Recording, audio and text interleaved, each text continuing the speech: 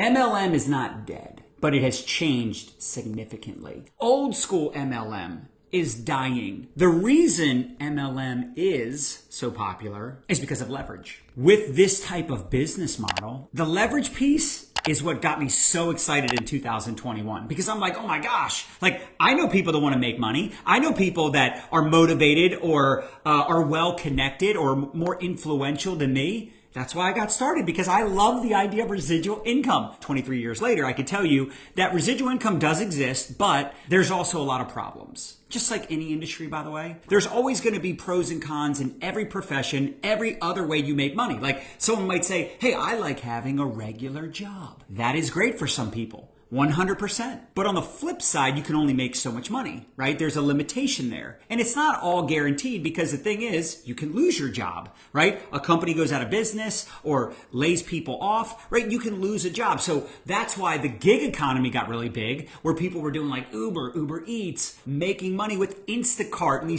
these different ways where essentially they could make money anytime they wanted to just like turn on the app, which is great. It's super cool. Just like if you go on TikTok shop and you're selling stuff there. The problem is when you stop working, what do you make? Last time I checked, it's zero. MLM is not dead, but it has changed significantly. And this has been going on for over a decade. Things have just evolved. People don't want to do three-way calls. Most people don't want to have to do presentations or a webinar, and they have to explain the business over and over and over again. Most people don't want to physically go do meetings either. They don't want to go sit down at a coffee shop and have back-to-back appointments. They don't want to do PBRs, private business receptions, in people's living rooms. Yes, I did those for 7 years. But here's the other truth. A lot of people don't want to do live videos either. A lot of people don't want to do reels all the time and social media all the time. So you have to pick your poison. I mean, it's like there's no easy path to success. Right? If you're climbing the ladder, you're climbing the mountain, success mountain, and you want to get to the tippity top, you're going to have a tough time. It's going to be bumpy, rocky. It's going to be really hard. You're going to see some people along the way that didn't make it. You know what I'm saying?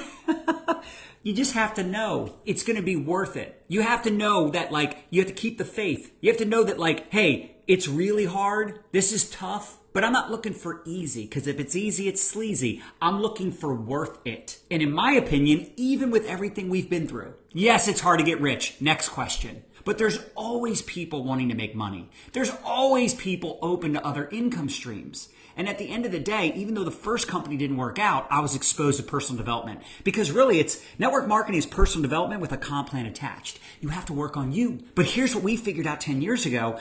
It's not just about personal development and having a positive mindset. You also have to teach people how to generate leads and sales and build a brand and build a list and ATM their face off. Old school MLM is dying. That doesn't mean some of those practices or strategies don't work anymore. And when I talk about old school versus new school, old school would be you're physically doing presentations all the time. Exhausting. If a business is amazing, then the product has to be amazing, obviously. Leading with the product is more duplicatable. 3% of the population has an entrepreneurial spirit. I want to appeal to the other 97%. That's why we were so good at getting customers in our last business. And I guarantee very soon, probably this month actually, we will bring in more new customers than we bring in new distributors. In fact, here's how I know. I track my numbers. I treat it like a business. Go figure. So it's not that MLM is dead, or maybe it's dying in some markets with some companies, right? Some companies are in trouble because, again, a lot of them bit off more than they could chew. They brought in private investors. They borrowed money.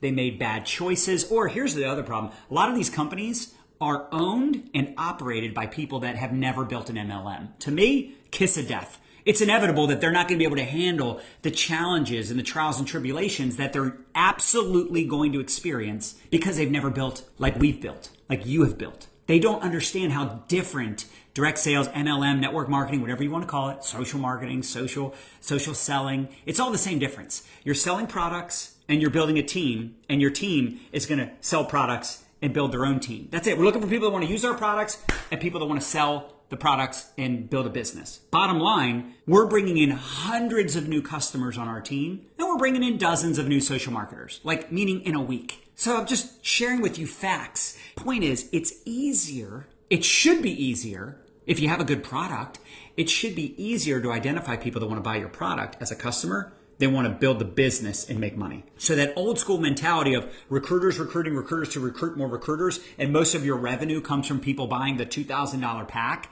and running their auto ship, those days are dying. Those old school MLM philosophies are going away. And it's been like that for over a decade. I've been trying to tell y'all to build a brand. I've been telling you to build a list. I've been telling you to learn ATM. You can choose to listen or not, but there's nothing more duplicatable for online success than a private Facebook group. Are there pros and cons to that? Of course. But show me a better way to expose, involve, and upgrade someone.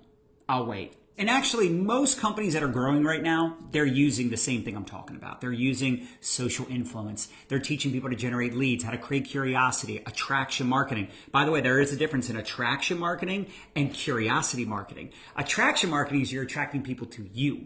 Curiosity is like you're creating curiosity around your product, around your business. So if you say, well, John, how do you recruit if you lead with the product? It's not that complicated. If someone expresses interest in the product, you simply ask them the extra question. Would you also like to take a peek at how we make money promoting these products, promoting this brand? If not, no worries. It's just from a duplication standpoint. It's easier to teach people how to promote a product. It's easier to teach people how to get customers. It's easier to teach people how to go live than how to do a presentation in their living room.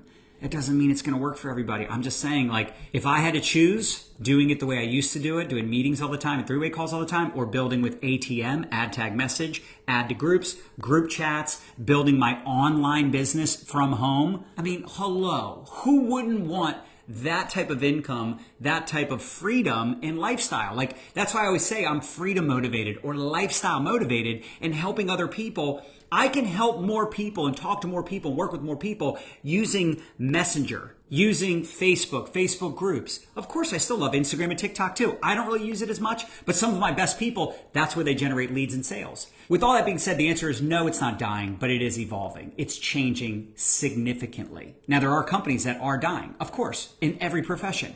But in general, this profession ain't going anywhere, because people are always going to want leverage, residual income, freedom, flexibility, and you're always going to have people excited about a product. Some of the best products in the world are in the direct sales space. Like, some of our products are so exciting. People's results, the testimonials, facts tell, stories sell, y'all. And again, if someone loves the product, guess what? That's the easiest person to recruit into your business anyway.